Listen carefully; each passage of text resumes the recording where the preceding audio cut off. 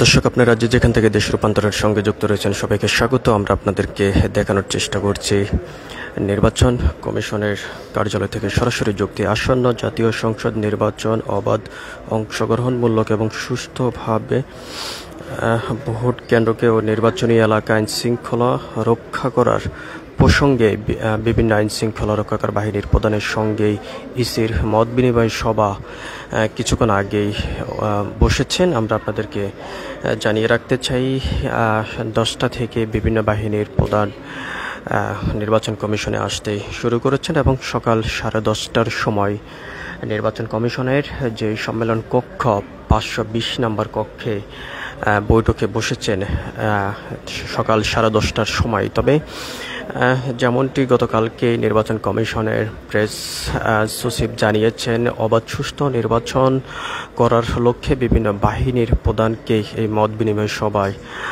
আমন্ত্রণ জানানো হয়েছে এবং সুষ্ঠু নির্বাচন উপহার দেওয়ার জন্য এবং আইন শৃঙ্খলা পরিস্থিতি স্বাভাবিক রাখার জন্য এবং নির্বাচনী এলাকা থেকে শুরু করে নির্বাচনের যে কেন্দ্রগুলো রয়েছে সকল কিছু সুস্থ পরিবেশ রাখার জন্য এই প্রধানদেরকে ডাকা হয়েছে বলে জানিয়েছেন। আজ এখানে যোগ দিয়েছেন সেনাবাহিনীর প্রধান, বিমান বাহিনীর প্রধান এবং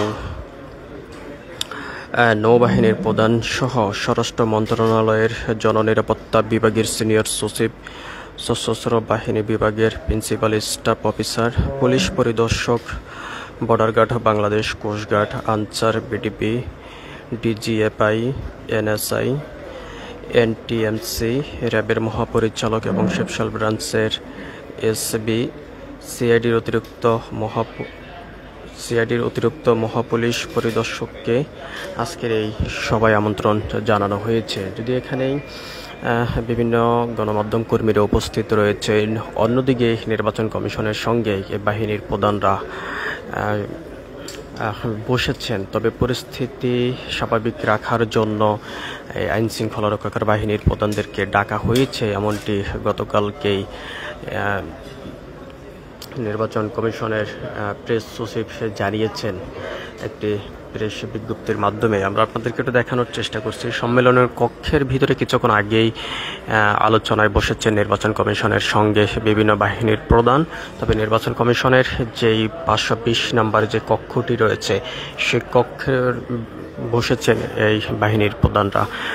তবে ভিতরে আলোচনা চলছে, আলোচনা শেষে সাংবাদিকদের সঙ্গে কথা বলবেন। তবে ভিতরে কি নিয়ে আলোচনা হচ্ছে সে বিষয়টি যদি আমরা আপনাদেরকে একটু জানিয়ে রাখতে চাই। যেমনটা ধারণা হচ্ছে, নির্বাচনকেই অবাধ সুষ্ঠু রাখার জন্য এবং নির্বাচনী এলাকা কোনোভাবে ঝুঁকিপূর্ণ যেহেতু না থাকে সেই বিষয় নিয়ে বিভিন্ন বাহিনীর প্রধানকেই আজকে নির্বাচন কমিশনে যে একটি মত বিনিময় সভায় তাদেরকে আমন্ত্রণ জানানো হয়েছে এবং সেই আমন্ত্রণে সাড়া দিয়েছেন সেনাবাহিনীর প্রধান এবং নৌবাহিনীর প্রধান, বিমান বাহিনীর প্রধান সহ বিভিন্ন আইন শৃঙ্খলা রক্ষাকারী বাহিনীর প্রধানরা এখানে আজকে এই আমন্ত্রণে যোগ দিয়েছেন এবং আগামী যে ত্রয়োদশ জাতীয় সংসদ নির্বাচন সেই নির্বাচনকে ঘিরেই বিভিন্ন আইন শৃঙ্খলা রক্ষাকারী বাহিনীর সদস্যরা এই মত বিনিময় সভায় আজকে উপস্থিত হয়েছেন। এবং আমরা আপনাদেরকে আরেকটি বিষয় একটু জানিয়ে রাখতে চাই, বিভিন্ন সময় বিভিন্ন স্থান থেকে যেমনটি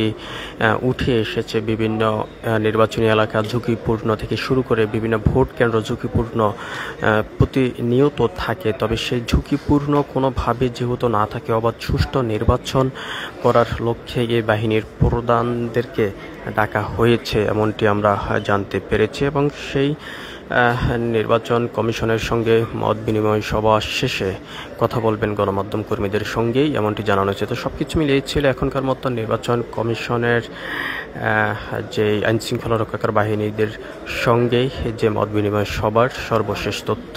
পরবর্তী আপডেট পেতে সবাই দেশ রূপান্তরের সঙ্গে থাকুন। ধন্যবাদ সবাইকে।